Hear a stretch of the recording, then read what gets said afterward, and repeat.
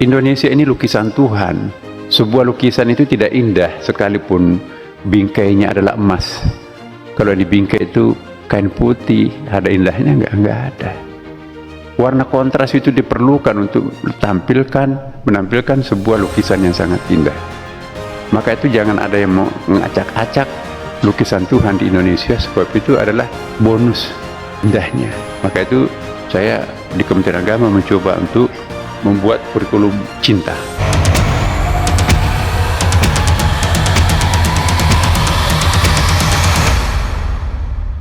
Apa saja yang akan kita bahas di pertemuan pertama ini, Didik dengan Cinta ini?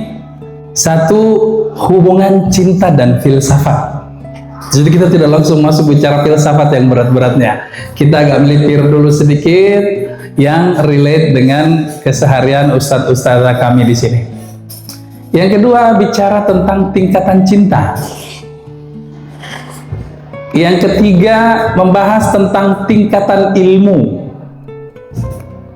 Yang keempat, didik dengan cinta. Lalu yang terakhir, barulah kita agak memetakan hubungan antara filsafat dan pendidikan. Jadi kurang lebih 5 pembahasan ini, dan mudah-mudahan kita bisa agak cepat membahasnya karena waktu kita terbatas. Kita mulai dari ada video menarik yang betul-betul membuat saya terkesan ketika Guruta Prof. Nasar membahas tentang kurikulum cinta. Indonesia ini lukisan Tuhan. Sebuah lukisan itu tidak indah sekalipun bingkainya adalah emas. Kalau di bingkai itu kain putih, ada indahnya? Enggak ada. Warna kontras itu diperlukan untuk menampilkan sebuah lukisan yang sangat indah. Maka itu jangan ada yang mau mengacak-acak lukisan Tuhan di Indonesia, sebab itu adalah bonus indahnya. Maka itu saya di Kementerian Agama mencoba untuk membuat kurikulum cinta.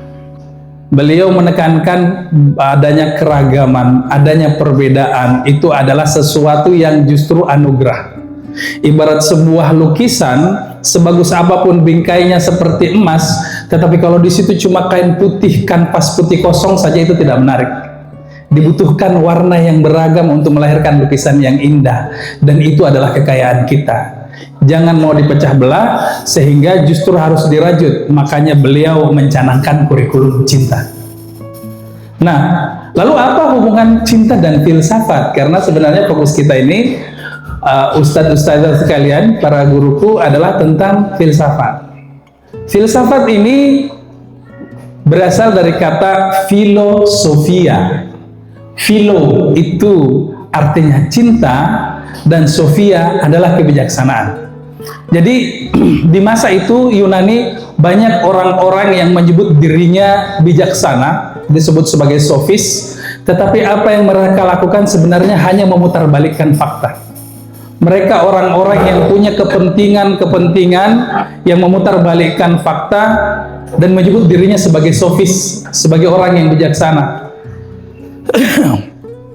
Memang mereka cerdas, tetapi memutarbalikkan fakta sesuai dengan kepentingannya saja.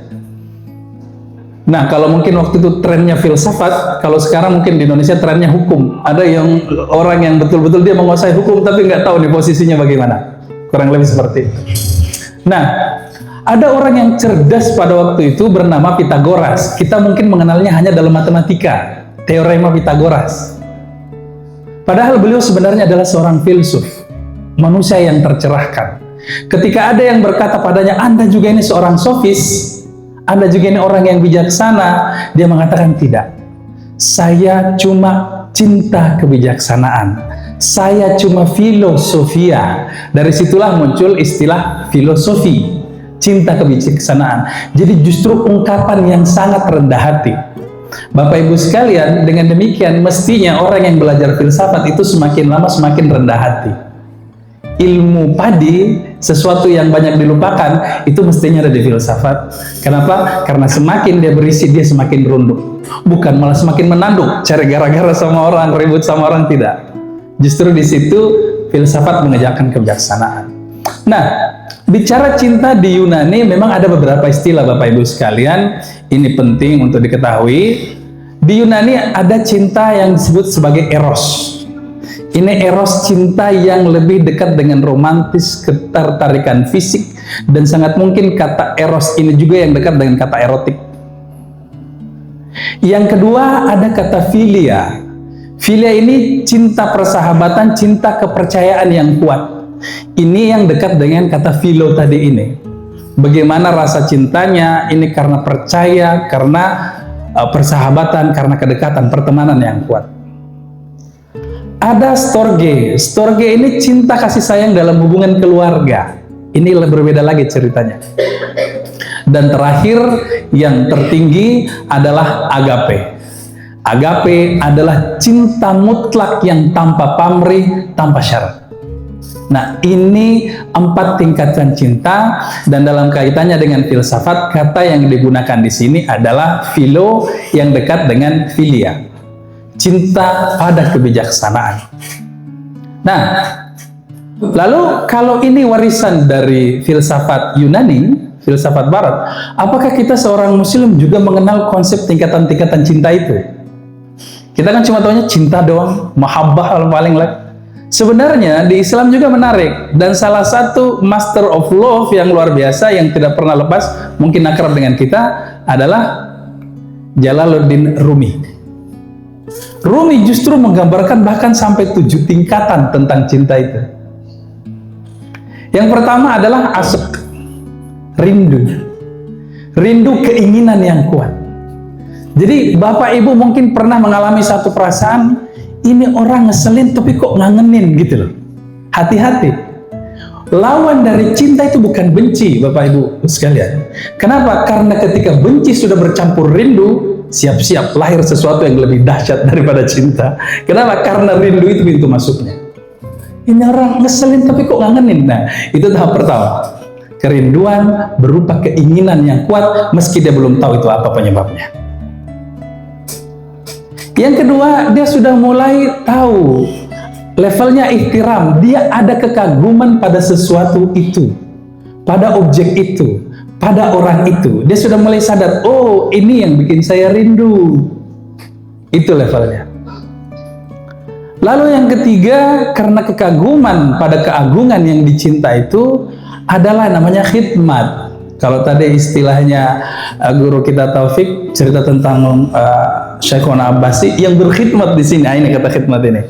Khidmat ini kesediaan untuk berkorban mengabdi di Masjid Istiqlal.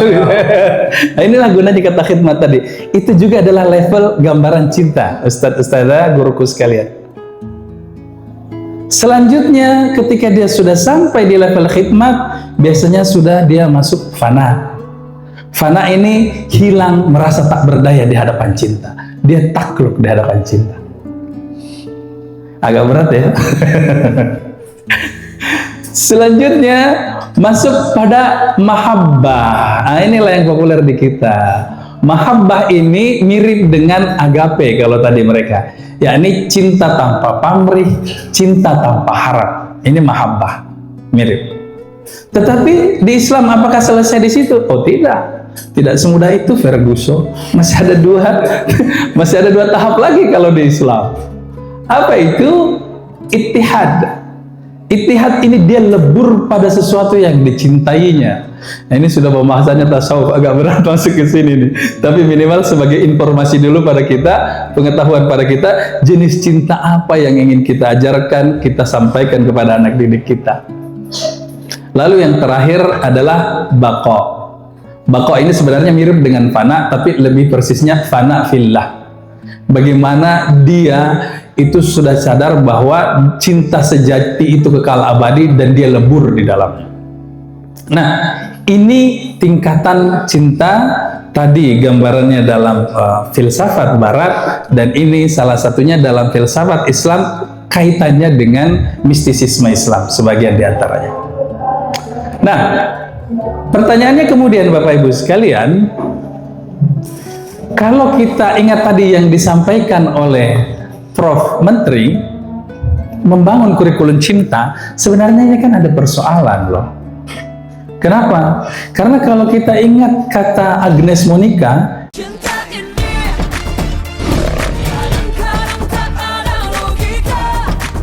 Nah, itu kan persoalan. Kenapa? Karena tidak ada salahnya juga. Kadang orang yang jatuh cinta malah tidak ngerti. Inikah yang namanya cinta? Dia tanya pada temannya, apakah saya jatuh cinta? Ini kan kadang terjadi. Saya suka gaya sama dia. Ini terutama yang belum menikah ya, guruku sekalian. Atau mungkin yang mau menikah lagi, itu di luar tanggung jawab kami. Mungkin dia merasa, ini saya cinta nggak ya sama orang ini? Muncul perasaan seperti itu.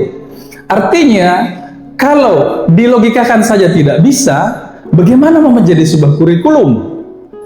Sekalipun ada klasifikasi-klasifikasi ini. Nah, menarik ketika Ibnu Arabi, seorang sufi filsuf, menjelaskan tentang tingkatan ilmu, dan nanti kita bisa melihat di dalamnya bahwa ilmu itu rupanya bukan hanya ilmu akal yang selama ini kita tahu, yang selama ini kita pelajari, selama ini kita terapkan di sekolah, di madrasah. Ilmu akal ini adalah pengetahuan intelektual baik rasional maupun empiris, baik yang terkait dengan sains maupun yang spekulatif, tidak membutuhkan riset empiris. Tapi ada namanya ilmu ahwal. Ilmu ahwal ini pengetahuan tentang kesadaran kondisi batin. Sehebat apapun AI, Bapak Ibu guruku sekalian, tidak akan pernah sampai di sini AI itu. Makanya dia tidak akan punya perasaan. Yang ketiga, lebih tinggi lagi, ilmu asrar. Ilmu asrar ini ilmu rahasia gaib dari Allah. Nah, ilmu akal adalah dengan ilmu intelektual kita bisa mengetahui sesuatu karena ada gambaran di benak kita. Kalau kita bicara tentang rumah, muncul gambaran rumah. Bicara sofa, ada gambaran sofa. Ngomongin handphone, ada gambaran handphone. Sehingga kita punya pengetahuan karena ada hudur suratu syai'in dzihn, hadirnya gambaran sesuatu di dalam pikiran. Tapi rupanya tidak semua pengetahuan seperti itu, Bapak Ibu sekalian. Kenapa? Karena contoh, kita ngomongin semangka. Kita bisa menjelaskan jenis-jenis semangka, bagaimana semangka yang bagus, bagaimana semangka yang asam, dan yang lain-lain. Tetapi ketika sudah masuk persoalan rasa, sefasih apapun saya misalnya menjelaskan, tidak akan mungkin sama dengan rasa semangka yang sebenarnya. Pasti beda. Apa yang harus saya lakukan? Potong itu semangka, kasih untuk dimakan. Nah, itulah rasanya. Kenapa? Karena memang ilmu ahwal terkait dengan kesadaran batin, kita tahu dengan cara merasakan langsung. Paling gampangnya sebenarnya agak luas, tapi paling gampangnya gini. Di ilmu ini meliputi rasa dan perasaan. Anak kecil tidak usah diajarin lapar adalah enggak. Dengan sendirinya dia akan menangis ketika lapar. Kenapa? Karena dia merasakan langsung. Ilmu ini memang lebih tinggi dari yang pertama. Dia tidak butuh konsep, dia langsung rasain. Sakit dia langsung rasakan ketika dicubit. Nah, begitu juga cinta, Bapak Ibu guruku sekalian, karena cinta itu sebenarnya adalah direct experience, pengalaman langsung yang dirasakan langsung. Sehingga ketika mau dilogikakan, dia butuh penjelasan logis tentang perasaannya, tidak masuk akal. Dia bingung, kenapa? Kan kamu yang ngerasain, kan kamu yang lebih tahu. Kok kita yang disuruh menjelaskan? Sebab ini adalah dua ranah yang berbeda sesungguhnya, antara ilmu akal dan ilmu ahwal. Cinta sebenarnya di ranah ini. Kalau kayak gitu gimana dong? Kita sudah bahas tadi teori-teori cinta banyak, terus ujung-ujung ternyata tidak bisa dijelaskan. Tunggu, ada solusinya. Gambaran dulu satu lagi, ya ilmu asrar. Ini berasal dari kata sir, rahasia. Jadi karena rahasia jangan dibahas dulu, nanti bocor rahasianya.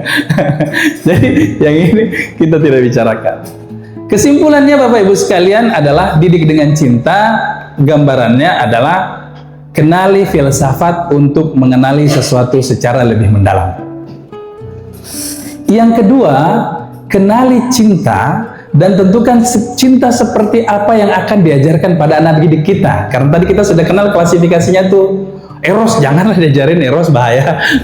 Gitu. Atau yang lain-lain, jangan diajarin misalnya. Nah, kalau begitu apa kaitannya dengan yang ketiga? Nah, ini yang paling penting adalah didik mereka bukan hanya dengan memberitahu cinta. Kenapa? Cinta bukan hanya ilmu akal, tapi dengan memberi cinta. Cintai mereka, tunjukkan rasa cinta, buat dia merasakan cinta Bapak, Ibu, para guruku sekalian. Ustazah sekalian, tunjukkan cinta itu kepada mereka. Jangan kayak connect pada waktu kita naik misalnya Metro Mini. Sabar. Kita disuruh sabar, dia sendiri bentak-bentak. Gimana ceritanya itu? Sabar, Roy, sabar. Ini kan gak masuk akal. Dia nyuruh kita sabar, dia marah-marah. Ya mana saya mau sabar digituin? Turun saya. Nah, ini yang kenapa tadi kita perlu mengenal ada akal, ada ahwal. Bahwa secara teoritis kita sampaikan, tetapi secara ahwal buat mereka merasakan bahwa betul-betul dia dicintai oleh Bapak Ibu guruku sekalian. Nah, sedikit pemetaan terkaitan dengan filsafat adalah apa sih hubungan filsafat dan pendidikan? Pertama, klasifikasi filsafat ini ada 4. Satu, ontologi terkait hakikat keberadaan realitas. Itu satu. Yang kedua, antroposofi, antropos manusia, hakikat manusia sejati. Yang ketiga, epistemologi, ini hakikat dari pengetahuan, dari kata epistem pengetahuan. Dan yang keempat, aksiologi, aksios, hakikat tentang nilai. Di barat itu cuma 3, tapi di Islam ada tambahan antroposofi. Kenapa? Karena posisi manusia ini sangat sentral. Kaitannya dengan pendidikan Bapak Ibu sekalian apa? Sebagai penutup, masing-masing ini punya perannya dalam tujuan pendidikan secara filosofis. Dengan ontologi kita akan menyingkap realitas kehidupan. Jadi Bapak Ibu tidak hanya mengajarkan biologi hanya untuk tahu ini makhluk hidup, ini bertulang belakang, ini tidak bertulang belakang, tidak. Ada sesuatu yang hakiki di balik itu. Kemudian antroposofi melahirkan manusia yang seutuhnya. Kenapa kurikulum kita belum bisa melahirkan manusia seutuhnya? Ini yang akan kita bahas di beberapa pertemuan-pertemuan selanjutnya. Epistemologi memperoleh pengetahuan yang hakiki. Minimal tadi kita baru ternyata pengetahuan bukan cuma akal. Ada ahwal. Oh, ini terkait rasa. Oh, ada lagi lebih tinggi, asrar. Ternyata karena rahasia belum boleh bocor. Nanti di akhir aja itu bocornya.